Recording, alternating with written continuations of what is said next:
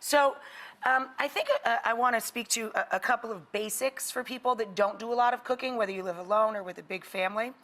When we say cook 6 nights a week, I don't have time to always do that. I mean, some days I get home very, very late. So when I have a day where I have an extra pocket of time, or I have a half day off, or I get home early, or I have a whole day off, I cook ahead. So if you guys want a strategy, you know, during the next month, you say, oh my gosh, you know, we have, you know, Saturday off, or you know, Friday I'm out at like 2 or whatever. You can make that night's dinner and prepare something like a soup or a stew or a sauce, something that holds, and get another night done. And basically you're making your own takeout food. Do you know what I mean? Yeah. So you can do that. Another great strategy for busy families is to take something basic like salad that you want to serve every night, right? A nice green tossed salad for everybody. Make a huge bowl of salad on that one big cooking day. Leave it in the fridge naked. Make a big bottle of dressing, put it in a mason jar, shake it up, and as you serve the salad each night, you dress it fresh, you don't throw extra money in the garbage, and then that's done for the week. When you bring everything home from the grocery store, organization is key. Process everything you can.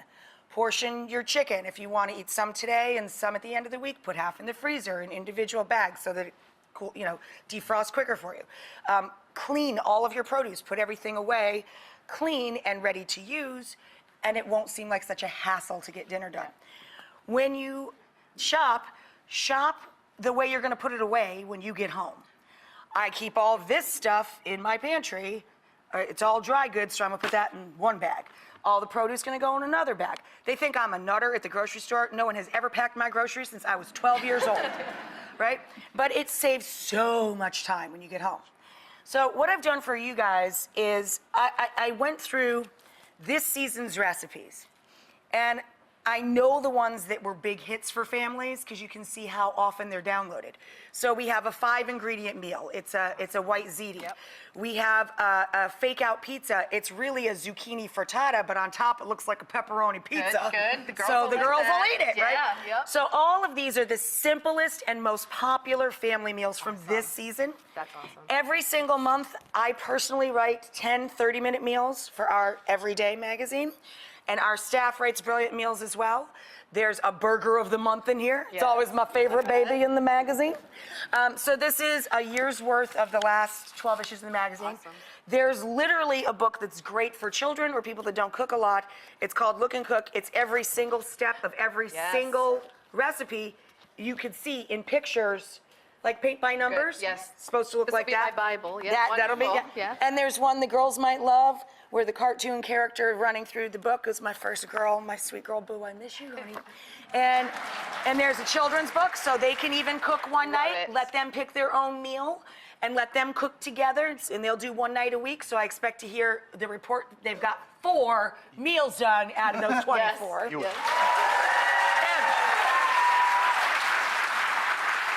The other thing to remember is I love that your family often sits and eats together. That's terrific.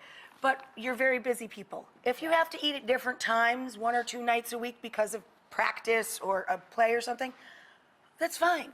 The point is that you're making the effort to share good quality food with each other. And, you know, everybody's human. So when you're cooking things, just think about, do we want to put the pasta in the soup, or maybe wait till each person eats and cook a little bit and then add it to it? When you're making the chicken breast, if people are going to eat them at the different times, we'll put it half cooked in for the person who's coming home late. See what I'm saying? Yep. Okay. We can do that. If you are building a pantry, if you're going to commit to cook, you have to build a pantry. Things that you need on hand, right? If you're building that for the first time in life, you need to make it specific to what you love to eat. If you love Tex-Mex food, you should build a pantry that's got dried beans, canned beans, all sorts of chili peppers, tomatoes, you know, the fixings for Tex-Mex, rice, beans, basics. I love Mediterranean food. The meals that I chose for you, I didn't know what your family liked to eat, so I tried to give you a little bit of everything. Okay, good. I made you a pantry, okay? So these are items that if you cook the recipes that I pulled for you, you will need these things. Yes. Okay. I didn't give you perishables. You want to shop for those fresh, right? Okay. But here's how we go. We organize all the stock. We've got chicken, vegetable, and beef. Put that in one bag. All of your dry goods, I gave you a nice basic pantry of dried herbs and spices. All that goes in here, so you can put it away in one place in your house. Come on down. All of your dairy, all of your refrigerated items, keep those in a separate bag so you can get home, boom, boom, boom, goes right in. The produce, when you bring it home, wash it, put it away clean, ready to use, and try that, make a big salad. You only have to do one a week then. Love that idea. One a week. Love that. One I can a handle week. that. I can Right. handle that.